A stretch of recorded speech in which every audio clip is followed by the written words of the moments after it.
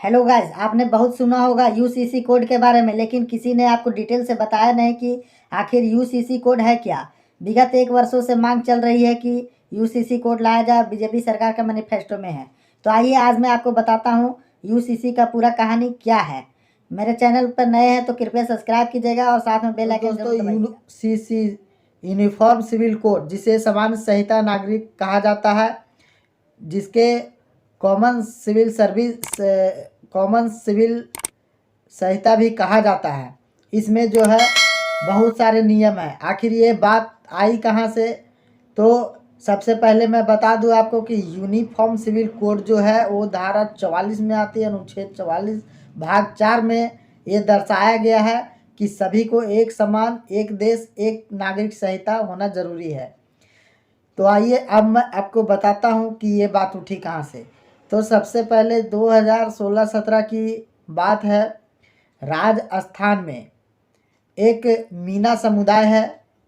वहाँ पे एक कपल का शादी होती है और कुछ दिन के बाद जो है आपस में लड़ाई झगड़ा के बाद वो हस्बैंड कोर्ट के दरवाज़ा खटखटाता है और कोर्ट के पास जाता है और वहाँ पे तलाक का अर्जी लगाता है। लेकिन वहाँ पे तलाक नामंजूर कर दी जाती है। आप पूछोगे क्यों? इसलिए क्योंकि वो जिस लड़की से शादी किया था वो मीना समाज से थी, और मीना समाज में ऐसा रीति नहीं है कि किसी को एक बार शादी करने के बाद तलाक दिया जाए। और इसका कहना था कि मैं हिंदू रीति रिवाज से शादी किया हूँ सारा चीज़, तो फिर आप क्यों नहीं दे रहे हैं। लेकिन अगला जो उसकी वाइफ थी उसका जो है पॉइंट नोटेट करने वाली थी, समझने वाली थी, इसलिए कोर्ट जो है इस पर विचार नहीं किया। इसके बाद वो दिल्ली गया और दिल्ली में जाके उच्च न्यायालय को जो है उसने कंप्लेन करवाई कि हमें न्याय दो। हम जब हिंदू रीति रिवाज से शादी किए हैं तो आखिर क्यों नहीं हमें तलाक मिल सकती है। दोनों ओर से बहस हुई, उच्च न्यायालय में कुछ दिन बहस चली। उसके बाद उच्च न्यायालय का फैसला आया कि आपका भी कहना सही है और उनका भी, दोनों पार्टी का कहना सही है, लेकिन यहाँ पे गलत भारत सरकार है। भारत सरकार को इसमें एक नया कानून बनाना चाहिए कि किसी को जाति धर्म संप्रदाय से ऊंचा उठकर एक कानून बनाए और उसमें जो है एक नियम होना चाहिए जो कि किसी को जाति धर्म संप्रदाय को ठेस ना पहुंचावे और सब सी नियम कानून के तहत हो। तो फिर सुप्रीम कोर्ट ने बोला कि आप यूसीसी कोड लेके आओ। इस पे सरकार अभी मंथन कर रही है और बीजेपी के मैनिफेस्टो में भी है और बहुत जल्द वो लाने वाला है। लेकिन अगर ये आसान रहती तो कब की आ गई होती, लेकिन ज़रूर कुछ ना कुछ इसमें बात है। आखिर इतना हो हंगामा क्यों हो रहा है यूसीसी कोड के लेके? मुस्लिम समुदाय के लोग कह रहे हैं कि हम यूसीसी कोड को नहीं मानेंगे, हिंदू समुदाय के कह रहे हैं हम मानेंगे, सिख समुदाय कह रहे हैं नहीं मानेंगे। आखिर क्या इसमें नियम है और क्या कानून है? इसमें 4 तरह का कानून होते हैं लगभग: तलाक, शादी, वसीयत और गोद लेना। अब आप पूछोगे कि सर शादी में क्या नियम होना चाहिए? तो शादी का मतलब ये नहीं है कि मुस्लिम समुदाय, अगर आप लोग मेरा वीडियो देख रहे होंगे तो समझो कि शादी का जो नियम बनेगा इसमें ये नहीं है कि आपका रीति रिवाज को दूर किया जाएगा या हिंदू का जिस रीति से शादी होता है उससे अलग रखा जाएगा या ईसाई को अलग रखा जाएगा। ऐसा नहीं होगा। देखिए, मैं सबसे पहले आप लोग को बताना चाहता हूँ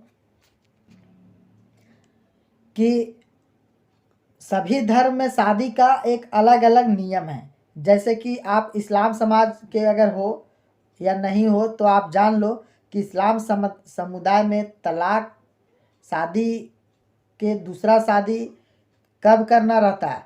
जबकि पहली बीवी उसकी मर गई हो या फिर दूसरी बीवी या पहली बीवी से उसको बच्चा नहीं हो रहा हो। लेकिन आजकल ये कानून कोई पालन नहीं कर रहे हैं और एक दो कर रहे हैं। या फिर तीसरा का नियम ये है कि जो है उसकी बीबी लिख के देगी कि हाँ ये दूसरा शादी कर सकता है, तभी वो करता है। हिंदू में भी ऑलरेडी इसी तरह है, मतलब कि अगर बीवी मर जाती है तो उसका दूसरा शादी हो सकता है, लेकिन हिंदू में आज के डेट में जो है बहुत लोग दो शादी किए हुए हैं, जैसे कि आप कांग्रेस के ही कुछ नेताओं में आप देख सकते हैं। अब रीति इसमें बननी चाहिए कि कोई भी एक शादी कर सकता है, इसमें आपका रीति रिवाज नहीं दूर होगा। इसमें सरकार ये नहीं कर रही है कि आप हिंदू हो तो आप नारियल से लेके शादी करोगे, आप मुसलमान हो तो आप जो छोहाड़ा या कबूल कबूल कबूल करते हो कि इससे दूर किया जाएगा, ये सब सारा चीज़ वही रहेगा। आपका जो है रीति रिवाज सारा चीज़ वही रहेगा, लेकिन कानून यही बनेगा कि आखिर अगर अगला एक शादी करने के बाद दूसरा शादी करना हो तो उसके लिए क्या कौन सा कानून है। दूसरी बात आता है तलाक। तो तलाक में आप लोग को पता ही होगा कि मुस्लिम समुदाय में 3 तलाक को पोस्टपोन कर दिया गया, उसे ख़त्म कर दिया गया है। जैसे कहीं भी बैठे रहिए तो तलाक तलाक तलाक। तलाक में आखिर नियम क्या बननी चाहिए, तो सबसे पहले आपको मैं बताते चलूँ कि सायरा बानो एक आप केस जाने होंगे, 60 साल के उम्र में उसके हस्बैंड तलाक तलाक तलाक बोल दिए थे और उसे तलाक दे दिया गया था।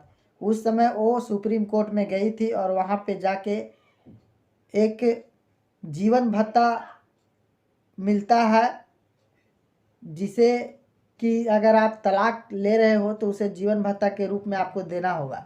लेकिन इस्लाम धर्म में ऐसा नियम नहीं है कि आप तलाक दे रहे हो तो अपनी बीवी को जीवन भत्ता देना पड़ेगा, ऐसा नियम नहीं है। इसी पे सुप्रीम कोर्ट ने तंज कसा और उसे बोला था उस टाइम कि आपको जीवन भत्ता देनी चाहिए। लेकिन उस समय राजीव गांधी की सरकार थी, इससे मुस्लिम धर्म गुरु काफ़ी नाराज़ हो गए थे और उसको खुश करने के चक्कर में जो है राजीव गांधी ने एक मुस्लिम पर्सनल लॉ लाए थे।